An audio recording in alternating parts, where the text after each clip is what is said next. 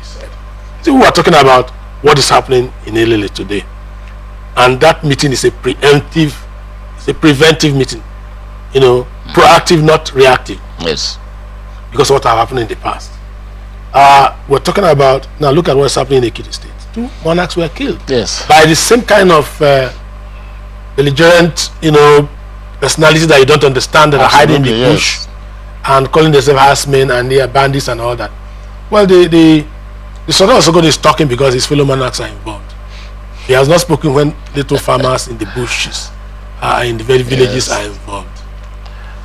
Yeah. Well, you see, I think when people like Sultan, begin to lend their voices, to this cry of the common man about insecurity, as the case may be, I think for me it's alluring. It's okay by my thoughts. And I would also suggest that prominent traditional rulers also should lend their voices. Exactly. Even though it's a partial whatever, because they have murdered one of their own. It is sad. They are all human beings, as case. Those who were gruesomely murdered are human beings, as case may be. Now it goes to show you how helpless and helpless the people have become, because in those days it was very rare for you to hear that somebody goes to the palace or maybe captured to kill a monarch, a traditional ruler or a monarch, bandits, and slaughter that monarch. And unfortunately, they were coming back from a security meeting. Yes, it was a matter because the paraphernalia of office is still with them. Exactly. If you are coming from a security meeting and you now met your death or whatever, then what was the essence of attending that security meeting? Now, in this particular case, it was sacrilegious. It was anathema to our morality and existence as a nation that you hear that your traditional ruler has been gruesomely murdered. Especially in Yoruba land. I know the Yorubas respect their traditional rulers very well, So this is one thing. And the second one, the unfortunate incident is that one of them who was gruesomely murdered is a high-profile, surveyor, a doctor, a PhD holder in surveying, who was a lecturer, who taught so many surveyors in Nigeria today, and who made them what they are today. So a man of that caliber, has gone with his experience, that he ought to have impacted into young surveyors who are coming up, to be in that field. He was idolized by those, by those surveyors who knew him. And when he was murdered, a lot of surveyors were mourning as if it was something like a brother to them or a father to them. So that tells you, the kind of personality that the man was.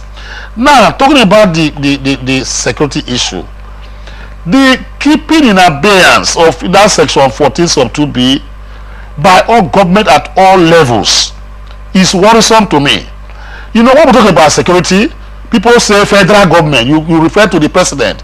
You think he's the one that will keep security in a remote village like Kauchi, where I come from? Yes, the president has the right to give orders. What about what is the reason and essence of the local government, whatever that we have? What is the essence of the security votes given to governors, in these states for monthly allocations, etc.? What is the essence of the Commissioner of Police, the DSS Director General? In most of the states we have in Nigeria today, we have GOCs of army brigades here and there. What is going on? It means that there's a problem. One is that it is either because these bandits have overwhelmed our security apparatus, or they have become more intelligent, and more daring, than our security people. Now, in a nutshell, I have advocated that this hue and cry about securities being breached in various parts of the country is not something you do by magic. You don't solve it by magic.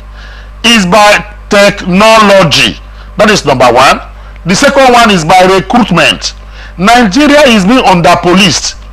How dare you say that you run a country of about 250 million people and with just 350,000 policemen on record? The Police Service Commission said it. And Arasa, the PSC, chairperson, now said that out of these 350,000 policemen that are active on their list, about 120,000 of them are into VIP guards. Of course, you can never police Nigeria very well with, a paltry, amount or number of 100 and something thousand, as the case may be. Now, solution for me to all this, whatever, tinker with section 214 of the Nigerian Constitution. If you say state police or policing, you don't want to let them decentralize it, so that we have what they call state police, because some governors might use it as a political tool to win turn their opponent, which is a pure argument by my own understanding. Then let them put in vigilantes in force. Grant the Amotekus of this world, grant the Bubeagu of this world, grant the Yankabas or whatever as they call them in the north. Let us set up their vigilante force and allow them, to authorize them. The Ospacs. Yes, the Ospacs. Allow them to carry arms and defend their communities. If, for instance, the Elele community has a registered vigilante force incorporated with man o' war, there's a thing we call man o' war. These people are military inclined. Their training is paramilitary. They can handle guns. Incorporate them into, young men are very eager to go. Incorporate into a vigilante group of Nigeria.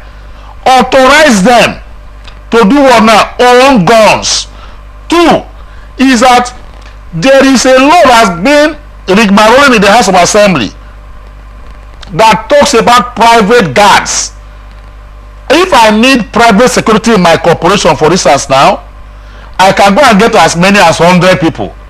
But those people are not empowered to carry, arms to protect my corporation and my residence or my business.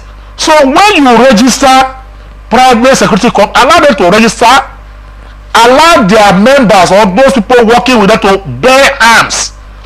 If, for instance, the rest of them now, if you go to some corporations companies in Nigeria headquarters in Port Harcourt, for instance, now, you are going to see private security guards there. They don't have arms.